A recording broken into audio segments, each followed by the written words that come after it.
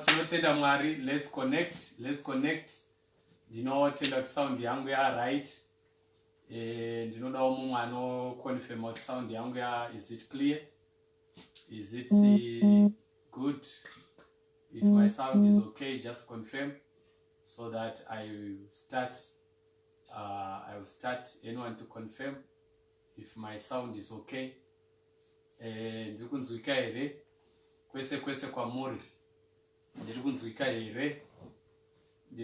here kwese kwamuri.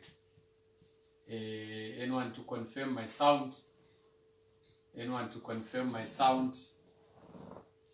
Anyone to confirm my sound? Toda kutenda Mwari manheru ano nemukana wandapiwa wekuti ndiwe mushumiri weshoko raMwari panguva dzino. Kuda kuremekedza baba president veMozambique, AFM Mozambique. Tinogamuchirai baba naamai, tinogamuchira leadership yamunoshanda nayo, youth yose yemazhove tinogamuchirai. Tinogamuchira zvakare leader national wemazhove Pastor Joachim Taedza. Tinogamuchirai naamai Taedza, Mwari akuite zvakanaka. Tinogamuchira zvakare secretary national Pastor Fayera naamai. I want to welcome you. Tinogamuchirai vanhu vaMwari. Mwari akuitire zvakanaka uye akomborerei. Toda kuremekedza vese vakanditangira kuparidza nevachazoya kumashure kwangu chiti Mwari ngavakuitire zvakanaka uye Mwari ngavakukomborerei. Ndoda kuremekedza youth leader ose, ndoda kuremekedza mazhove ose, ndoda kuremekedza zvakare mapastors namaoverseers eMozambique. Mwari akuitire zvakanaka akukomborerei.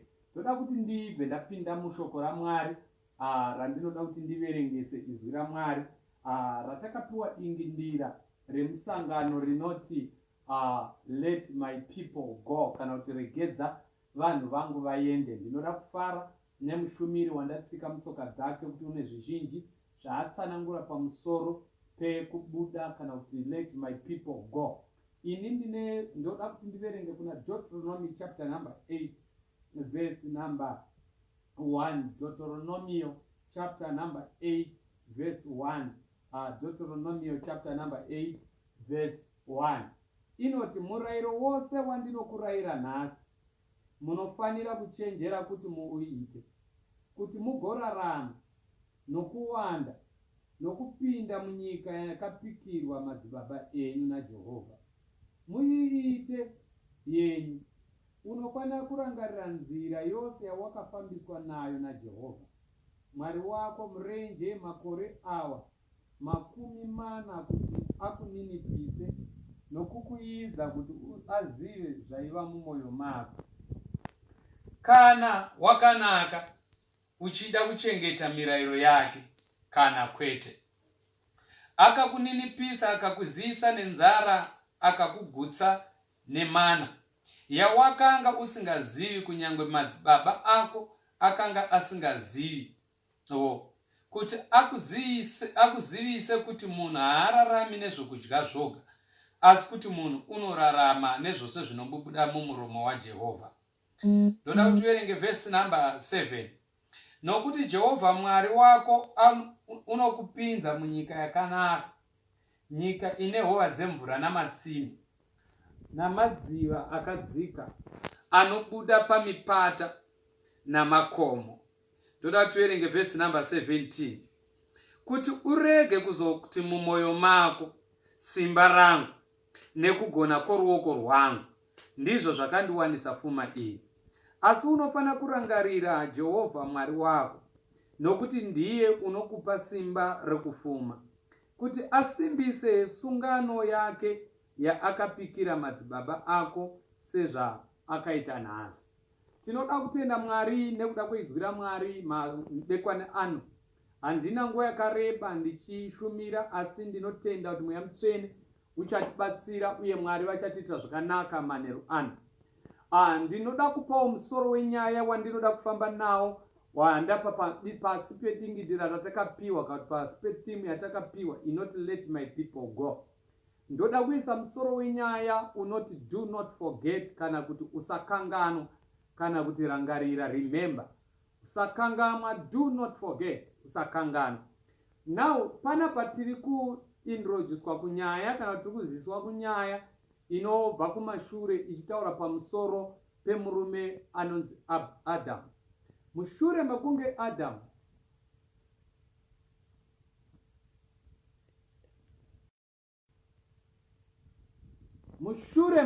Adam atadza, Bhaibheri rinoratidza zvakanaka kuti Adam asikwa naMwari ndobva anzi rarama naMwari. Ari pakati pekurarama, Bhaibheri rinoratidza zvakanaka kuti Adam ndobva apuwa kuti agare mugadheni reEden. But ari mugadheni reEden, bhuku rinoratidza zvakanaka kuti Mwari vakamupa basa kana kuti responsibility yekuita ari mugadheni reEden. Bhaibheri rinoti Mwari ndobva asika nyika nobva asika Adam ndobva anzi chigara mugadheni reEden. Basa rako rekugara mugadheni reEden, Adam, nderekuwoshipa Mwari chekutanga.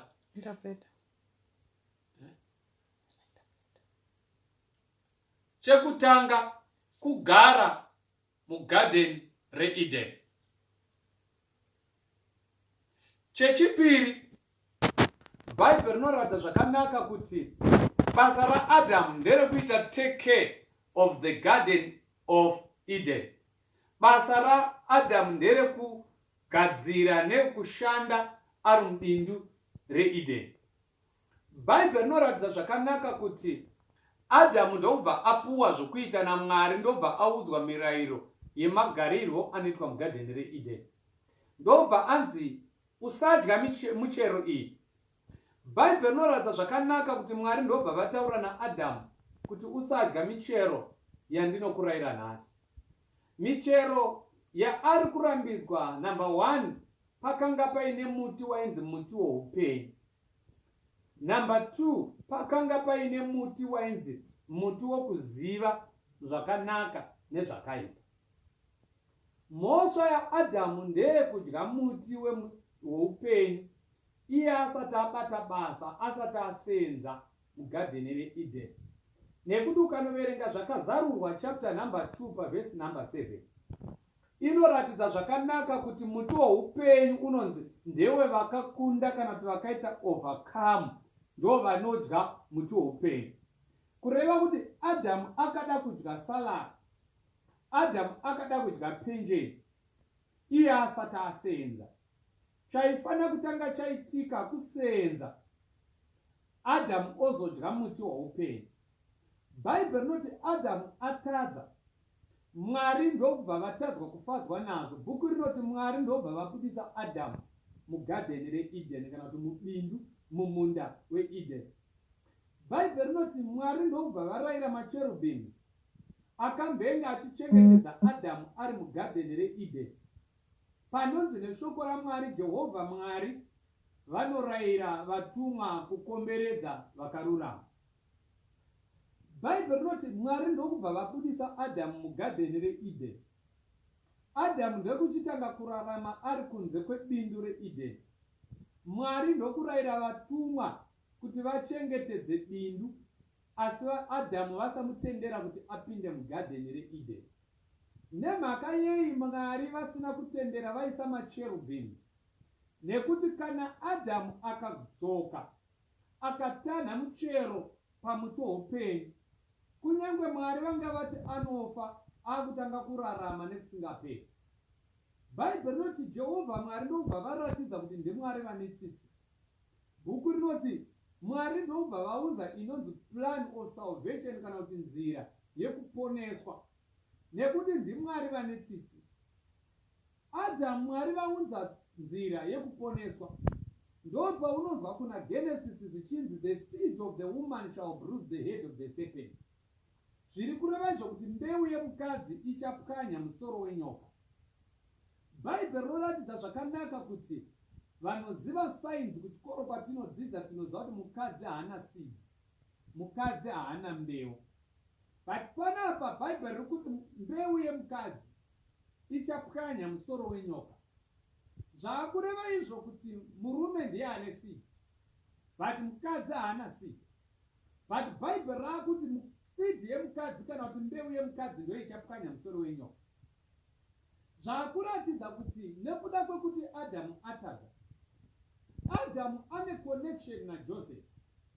Zviri kureva kuti kana Adamu achinge atadza kureva kuti nechichaberekwa naAdamu chese chakasviba.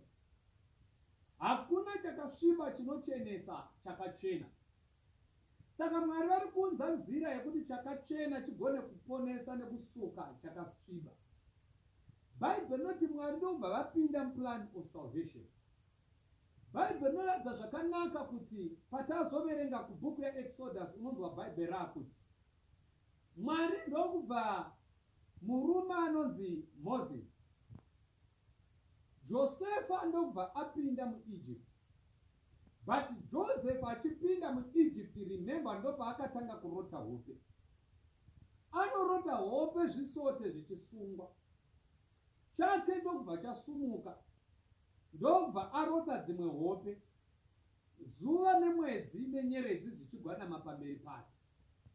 But Bible inoratidza zvakanaka kuti Joseph arota hope. Dzekutanga hope hadzina kunetsa baba naamai nekuti dzaiva dzezvisote. But dzazorotwa paine zuva uye paine mwedzi.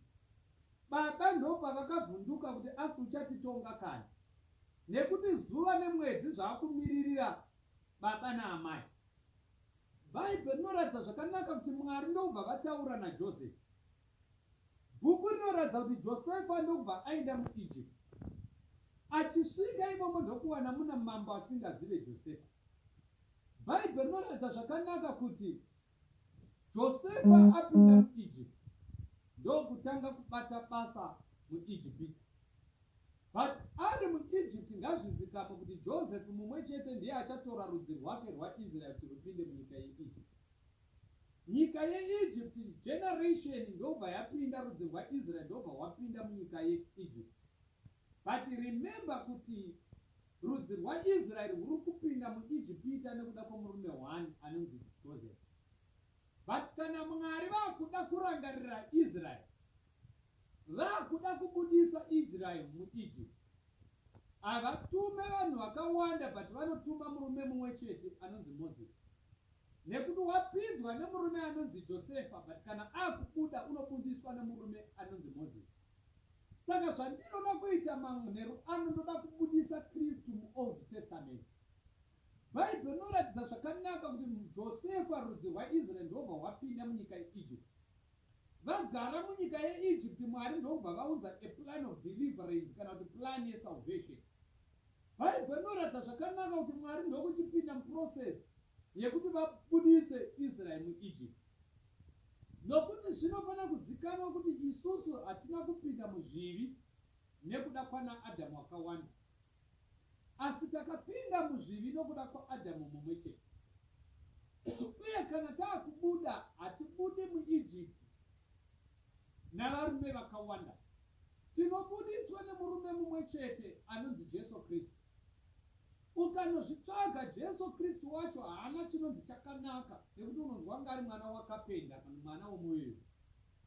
Murume anonzi Moses paari kuuya kuzobudisa rudzi rwaIsraeri haana chakanaka. Saka kureva kuti Moses is a type kana kuti mucherechedzo waKristu muOld Testament. Bible inoratidza kuti Moses achibudisa unonzi wakanga achikakama. Jesu paari kubudisa vanhu kubva muzvivi achimuendesa mukuponeswa, unoratidza kuti wakarambwa nevekwake maJudha. VaJudha vakamuramba, uye zvakanga wakanga ari mwana womuviri, kureva kuti wakanga akazvidzika. Now Bible inoratidza zvakanaka kuti shoko raMwari rinobva rabudisa kuti ndobva kwamuka mumwe mambo asina kuziva Josefa. Asina kuziva Josefa, Bible inoratidza zvakanaka kuti murumewo anonzi Farao ndobva awana muine rudzi rwaIsraeri rwakanga ruchirarama hurimo. Asi ndobva aziva kuti rudzi rwaIsraeri rwandaona hurimo hukabatana navavengi vedu, vanorwa nesu akatikurira. Bible rinoti ngativaitisei mabasa anorema kuti varege kuramba vachiwanda murudzi rwaIsraeri. Asi ziva kuti ane nyasha dzaMwari hatsikirire akaparara. Bhaibheri rinoratidza zvakanaka kuti pavakanga vachiitiswa mabasa anorema ndo pavakatonyanya kuwanda. Ndinoda kudhikleya izvozvi kwauri ikoko kuti kunyange zvinhu zvakaoma, ikonomi yakaoma, covid yakaoma, but kunyange ukatsikirirwa unopabuda chete nezita raJesu. Now Bhaibheri rinoratidza zvakanaka kuti pavakanga vachinyanyiswa mabasa anorema ndo pavakanyanyisa kutowanda. Ndinoda kuti Mwari kunyange ukarwiswa uri pakati pavavengi vako, ramba uchimultiplya, ramba uchiwanda. Bhaibheri rinoratidza zvakanaka kuti ndichileya hwaro hwangu, Bhaibheri rinoratidza zvakanaka kuti vachinyanyowanda kudero Farao haana kufara nazvo. Zvikanzi batai vakomana vese muurayi. Pataimu iri kunzi batai vakomana vese muurayi, ngazvizikanwe izvo kuti vana baba nanamai vakomana navasikana pavari kunzi batai vakomana vese muurayi, vari kuti kana tikauraya vakomana vese tauraya leadership yamangwana, tauraya the next government kana kuti hurumende ramangwana, tauraya vatungamiriri vamangwana.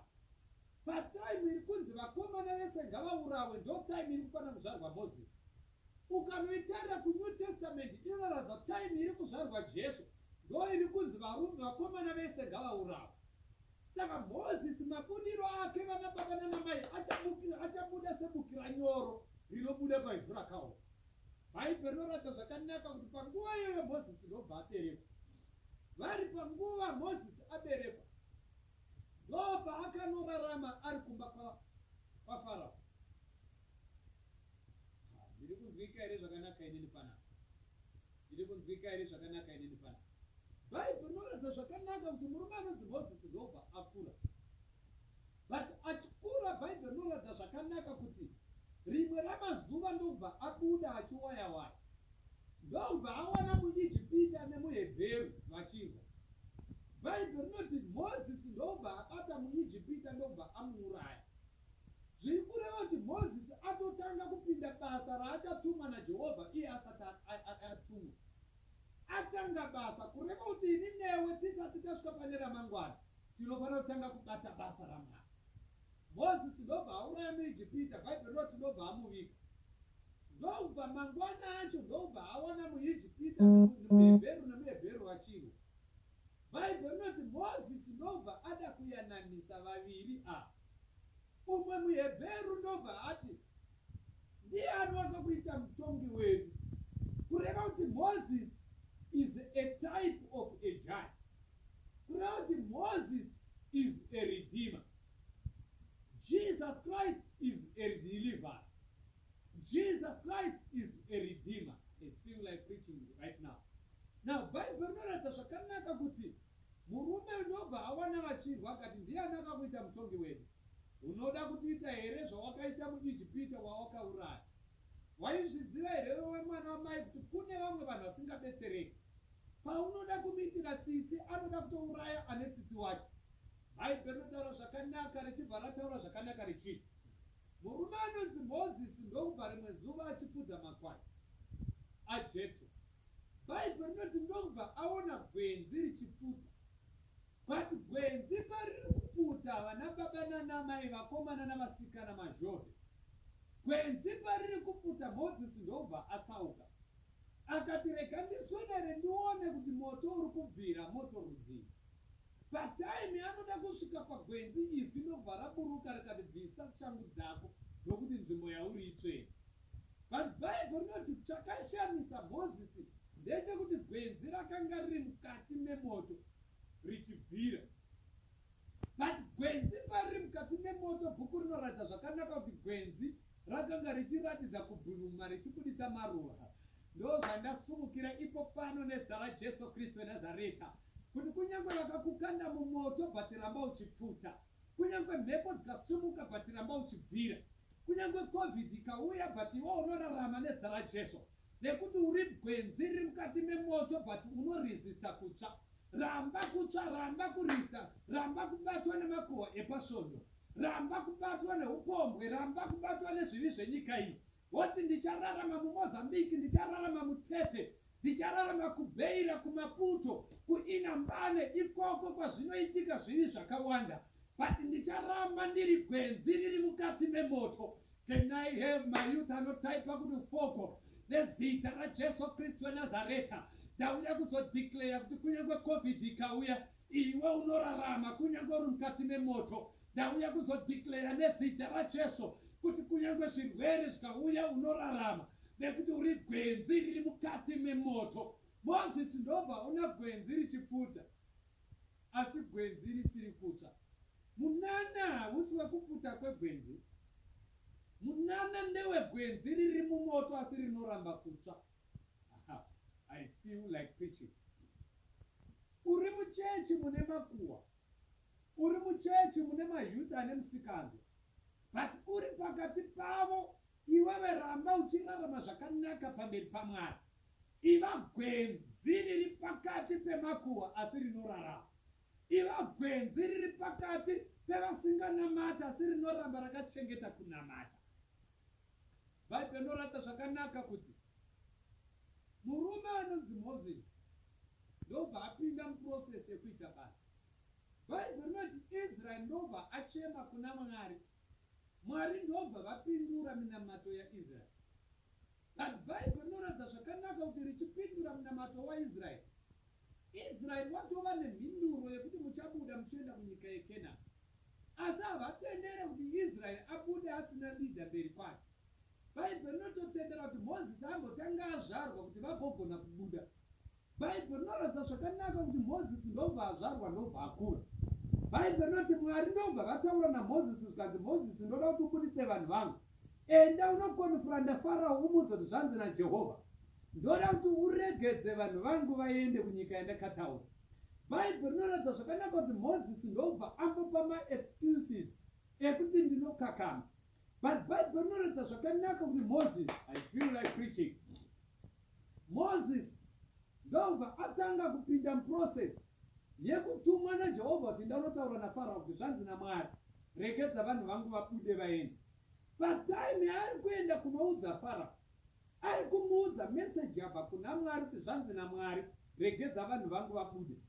But patime iyoyo Bhaibheri rinoti Jehovha Mwari ndobva vaomesa mwoyo waFarao kuti vanhu varege kubuda. NdiMwari mumwe chete ari kuti vanhu ngavabude. NdiMwari mumwe chete ari kuomesa mwoyo waFarao kuti vanhu varege kubuda. Waizviziva here kuti mabudiro ako mwana wamai vangu haubudi zviri nyoro?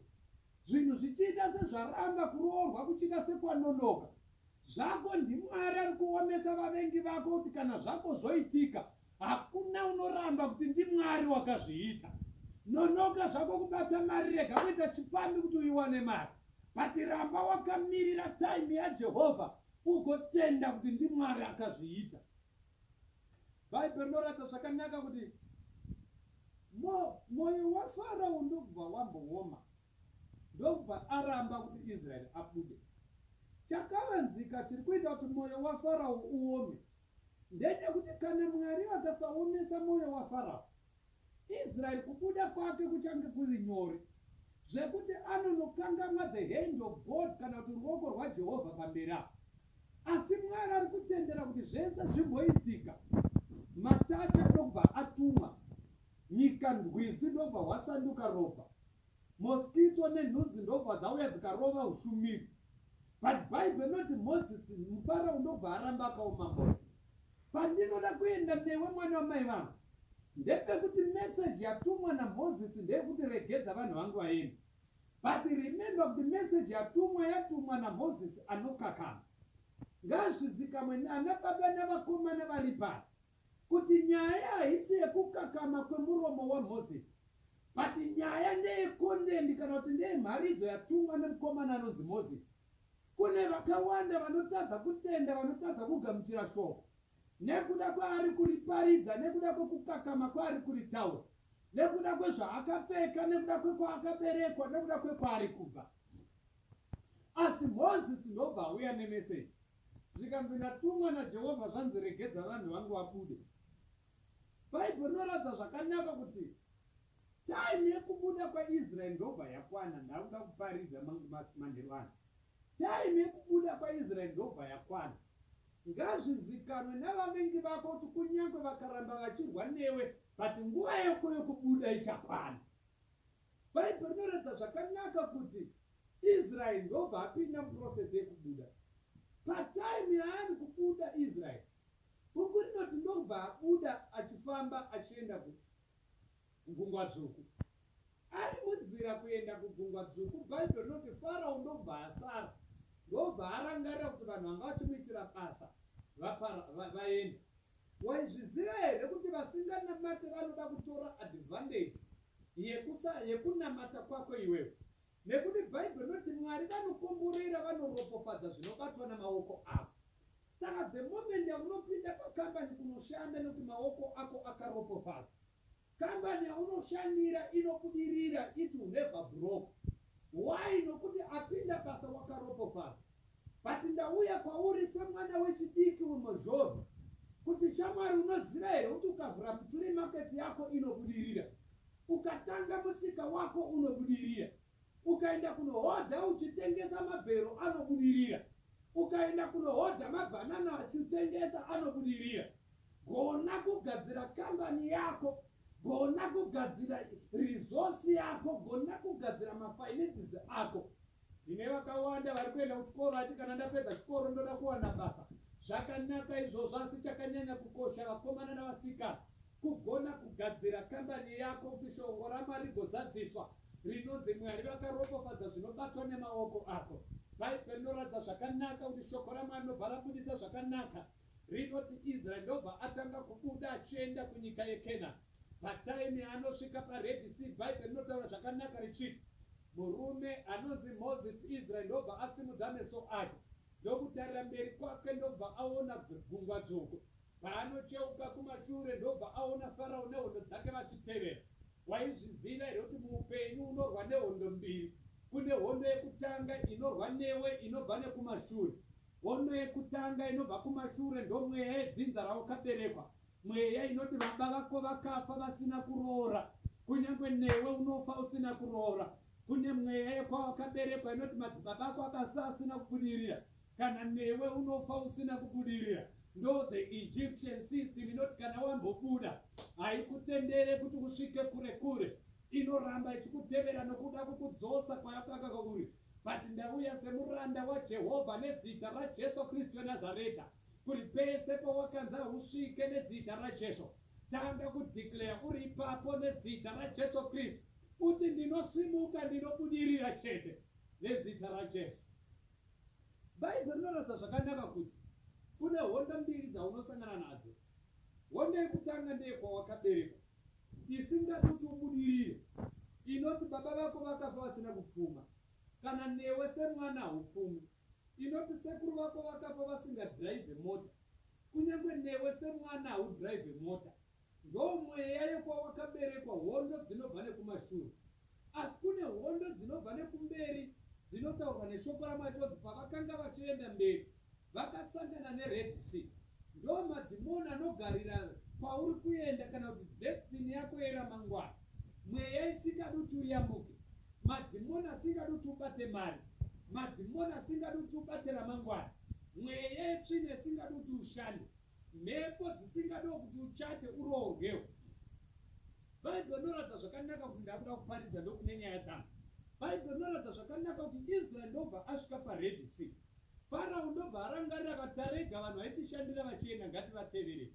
Hapasi po pane nyaya yangu. Bhaibheri rinoratidza zvakanaka richiti Israeri ndobva asvika ipapo, Jehovha ndokutuma mutumwa, Israeri ndobva ayambuka. But ukanoverenga shoko raMwari zvakanaka kuna vaKorinde, unonzwa vaKorinde vekutanga chapter number 10 yaakuti nekuti handidi hama dzangu kuti murege kuziva kuti madzibaba edu ose akanga ari pasi pegore. Israeri achibuda wakanga achirarama uye achifamba ari pasi pegore. Gore rairevei? Raireva direction. Gore rairevei? Raireva cavalry. Uchienda kubasa iva nedirection, uchienda kubasa iva necavalry. Bhaibheri rinoratidza zvakanaka richiti uye kuti vose vakayambuka gungwa, vose vakabhabhatidzwa muna Mozisi, mugore nomugungwa muna Mozisi, mugore nemugungwa, vose vakadya zvokudya zvimwe zvomweya. Kurati israeri paakuyambuka red sea vaizvinoratidza zvakanaka kuti mayambukiro ari kuita israeri ari kutidzidzisa pamusoro pekubhabhatidzwa. I feel like preaching. Ari kutidzidzisa pamusoro pekubhabhatidzwa. Kubhabhatidzwa kunorevei vana baba nana mai? Kunoreva kufa nekuvigwa nekumuka. Saka kana Israel achisvika paRed Sea, ndo time yekuti ava kuyambuka achibva kuupenyu hwakare achiyambuka Red Sea kuti awane upenyu hutsva. Kureva kuti hakuna anonzi munamati kana asina kutenda kuna Jesu akabhabhatidzwa nemugungwa dzvuku. Bhaibheri rinoti madzibaba edu akafamba pasi pegore akabhabhatidzwa mugungwa naMozisi. Kureva kuti in the New Testament isu hatichabhabhatidzwi mugungwa, but taakugamuchira Jesu Kristu tobhabhatidzwa mumvura, kunzi tirokubhabhatidza muzita raBaba nereMwanakomana nereMweya Mutsvene. Saka kureva kuti Red Sea yakanga ichireva new transition, yakanga ichireva upenyu hutsva. Kureva kuti Red Sea yakanga ichireva kuyambuka kubva kuurombe tichipinda kubudirira, yakanga ichireva kubva muupenyu hwakare, yaireva kubva muupombwe tichipinda muupenyu usina upombwe, yaireva kubva muumbavha. Kureva kuti kana taakunamata hatinamati tichivhenganisa kuti kun'anga tinoenda but kunamata tinonamata, chifambi tinoita but Mwari tinoti mutsvene, kuroya tinoroya but tinodaidza zita ravo. Kureva kuti there is a transition. Kureva kuti Red Sea inoreva the new page. Kureva kuti Red Sea inoreva the transitional season. Inoreva kuyambuka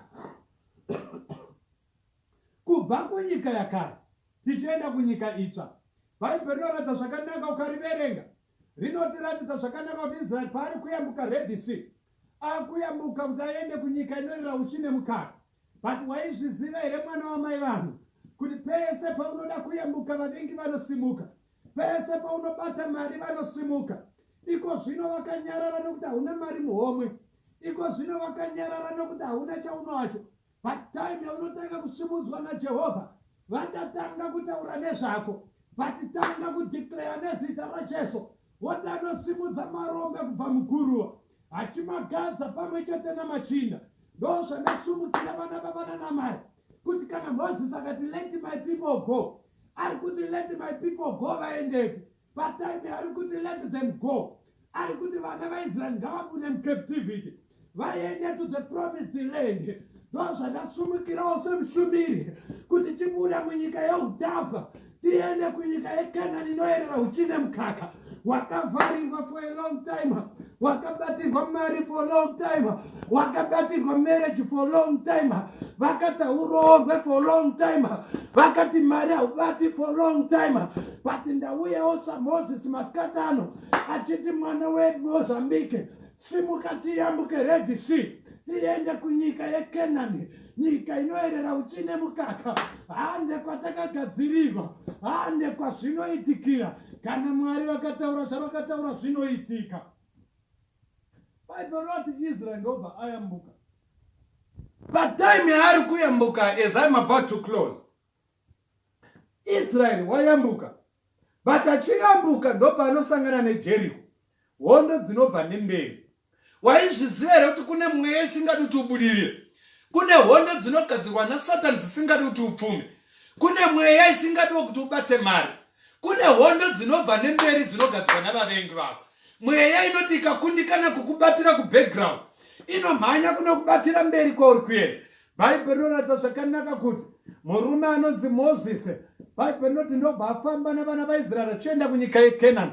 Hazvina basa vana baba nana mai kuti Mozisi wakuudza kuti ngatibudei tiende, but chinokosha ndechekuteerera mabudiro amunofana kuita. But chinokosha iobedience yakataurwa naJehovha kuti kana maakubuda munyika yeKenani munofana kuita sei. Bhaibheri rinoti murume anonzi Mozisi ndobva atungamirira Israeri, ndobva vatanga kufamba vari mukati merenje. Bhaibheri rinoti ndobva vanzwa nzara vari murenje. Mwari ndobva aprovida mana, kureva kuti he is God of sustenance, he is the Lord our God, our provider.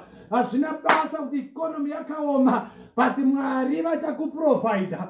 hazvina basa kuti upenyu hwakarema, Mwari vachamutsa makungu anokuchengeta. Hazvina basa kuti COVID iriko, but Jehovha vachakuchengeta, vachakuraramisa.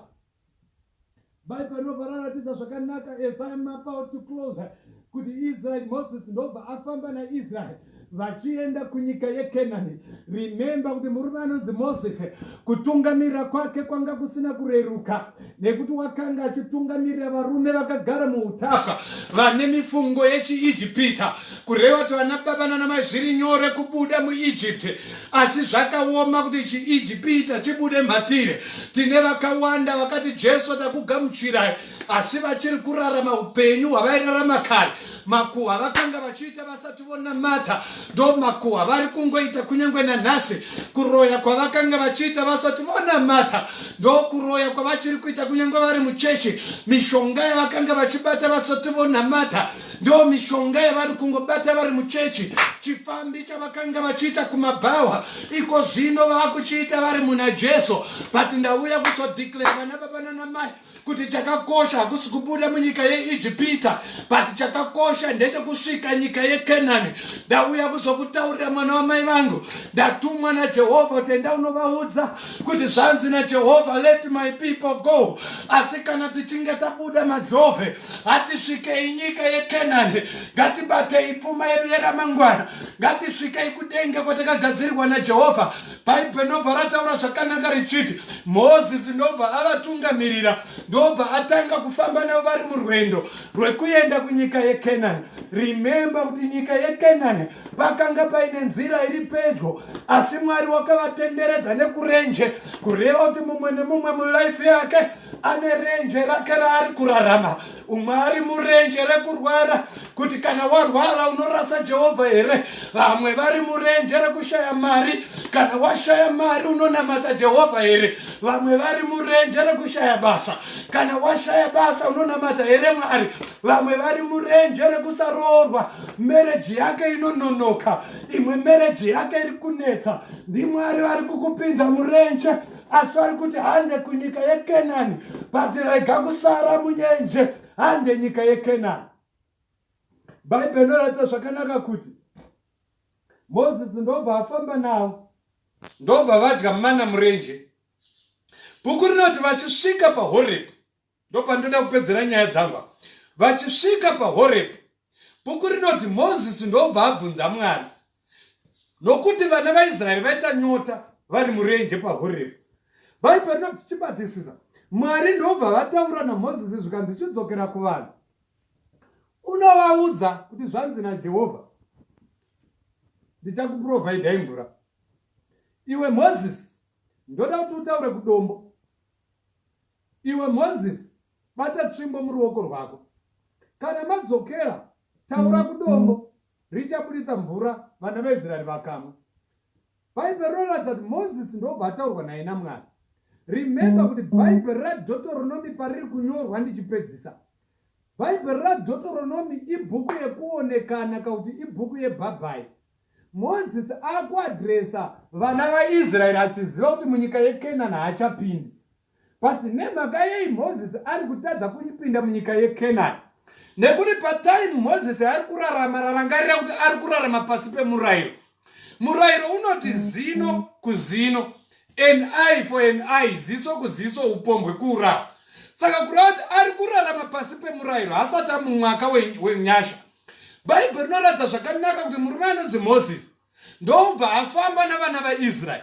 Patime yaari kufamba navaIsraeri, chii chaita kuti Mwari vasatendera Moses kupinda munyika yeKenani? Nekuti murume anonzi Moses wataurwa naye naJehovha, akanzi chidzokera kuvanhu unotaura kudombo. Kana wataura kudombo, dombo richabudisa mvura. My God, I feel like preaching now as I close. Pataverenga Bhaibheri rinotaura zvakanaka richiti Moses ndobva asvika padombo. Bhaibheri rinoti Moses haana kutaura kudombo, asi wakatora tsvimbo ndobva arova dombo. Patime yaarova dombo, ipapo ndobva sumuka hasha dzaJehovha. Mwari vakati Moses, munyika yeKenani hauchapindi. Chii chatsamwisa Mwari? Ndochatoda kudzidzisana panapa, ndobva ndapedza. Ndochanzi navaKorinde chapter number 1.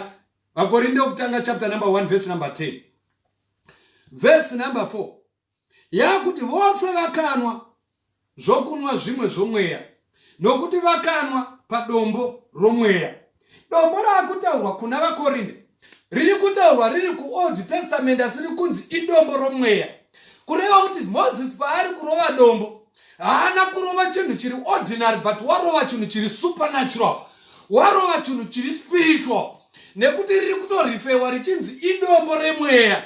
My God, I feel like preaching. Now, idombo romweya harinonzi idombo. Saka Moses arova dombo romweya ndobva rabudisa mvura. Rega ndiverenge ndibve ndapedza kuparidza. Nokuti vakanwa padombo romweya rakavatevera. Dombo iro rakanga riri Kristu. Remember kuti tiri kuOld Testament. Moses atora tsvimbo ndobva arova dombo. Vanhu vari busy kumwa mvura vachifara. Vakati ndiye waronga kudai. Vanhu vari kucelebrate vana baba nana mai. But Mwari havachina kufara nezvaitwa naMoses.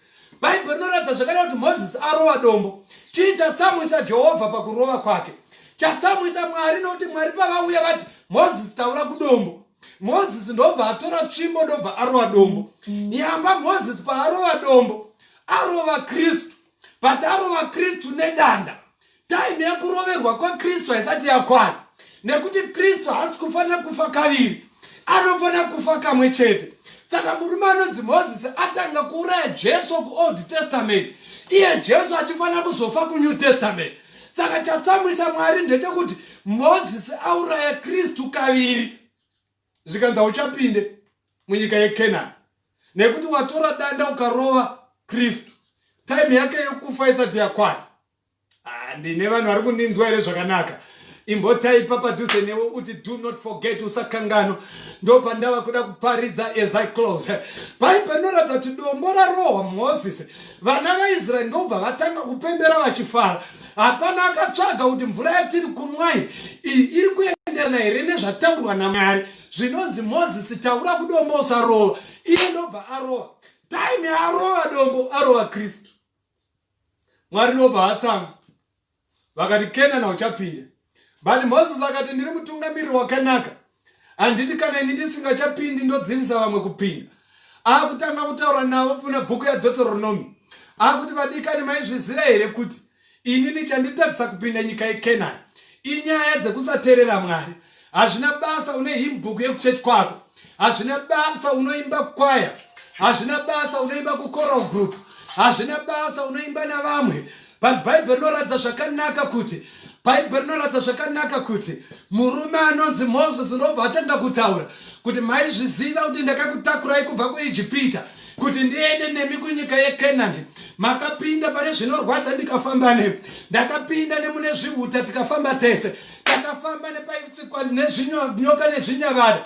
Bhaibheri ukariverenga zvakanaka kuna Deuteronomy unonzwa richiti makafamba murenje maiva nenyoka dzinopenga. Makafamba murenje maiva nezvinyavada.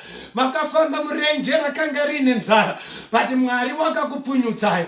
Kureva kuti Moses nyangwe zvakadaro Mwari havana basa nokuti wakafamba murenje ukamwa mvura padombo. But ari kutsvaga kuti munoteerera Mwari here. Ndauya kuzoparidzira mayuth anhasi kuti patime yatiri kunzi let my people go haisi nyaya yekungosumuka tobuda. Inyaya yekuti ngatiteerere Jehovha tisvike kwatakadzi tinosvika. Inyaya yekuti ngatiteerere Mwari wekudenga tisvike munyika yeKenani yatakadzi tinopinda. Bhaibheri rinoti Moses akuita bhabhai paari kunyora bhuku yaDeuteronomy. Ari kuti vadikani bhabhai ini Kenani handichapinda. But imi mandidi kuti mutadza kupinda nyika yeKenani nekuda kwezvakaitika.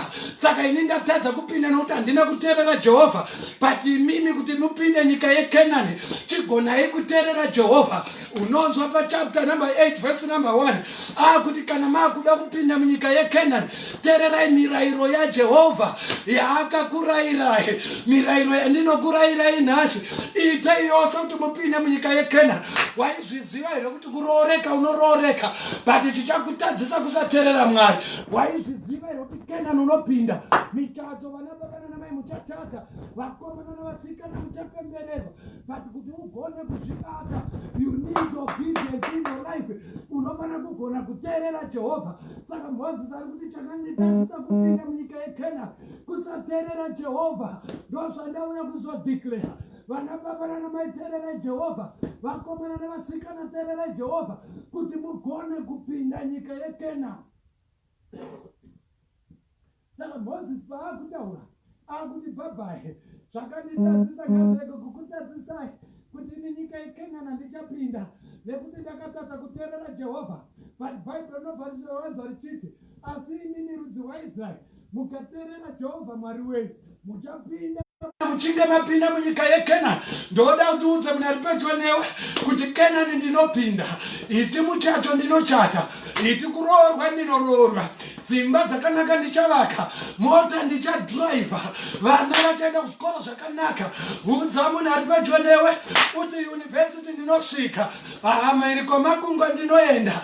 But Moses akuti kunyange mapinda mukachata navarume venyu, kunyange mukazodhiraivha mota dzakanaka, regai kukanganwa. Jehovha akakufambisai murenje. Bhaibheri rinoratidza zvakanaka kuti renje ramakafamba raiva nenyoka dzinopenga. Waizviziva kuti COVID yakauya, tikafamba muCovid, iwe hauna kuparara, iwe hauna kufa, kwete kuti wakachenjera. Pati inyasha dzaJehovha, zvino ndauya kuzokuparidzira. Rega kukanganwa Jehovha, wakakubudisa Ijipita. Rega kukanganwa Jehovha, wakakuyambutsa paRed Sea. Rega kukanganwa Jehovha, wakakuyambutsa paNhova. Vamwe vaiti unofa, vamwe vaiti ukure, vamwe vaiti ubudirire, vamwe vaiti usvike nhasi, vamwe vaiti gore rino unofa, vamwe vakakuendera kun'anga, vamwe vakakuendera kumaprofita. Pati rega kukanganwa Jehovha, wakakupunyutsa panyoka dzinopenga. Rega kukanganwa Jehovha, wakakuyambutsa parwizi. Rega kukanganwa Jehovha, wakakuyambutsa paaroi vanopenga. Mhuri yenyu ine midzimu, mhuri yenyu ine mashai, mhuri yenyu ine zvikwambo. Pati Jehovha wakakuyambutsa. Ndozvandauya kuzoparidza. Rega kukanganwa Jehovha, kunyange wagara zvakanaka. Rega kukanganwa Jehovha, kunyange mapinda munyika yeKenani. Regai kukanganwa Jehovha. Uripa ndauya kuzokuparidzira kuti marriage yakanaka unoibata. Zvanzi naMoses, let my people go. Mwari vataura naMoses kuti regedza vanhu vangu vaende. But kana vapinda muprocess yekuenda, ngavarege kukanganwa Jehovha, ngavarege kukanganwa mirayiro yavakarayirwa naMwari kuti munopinda sei munyika yeKenani. Hazvina kwatakaita. Mwari vari kutsvaga rudzi runoteerera Mwari kuti rupinde munyika yeKenani.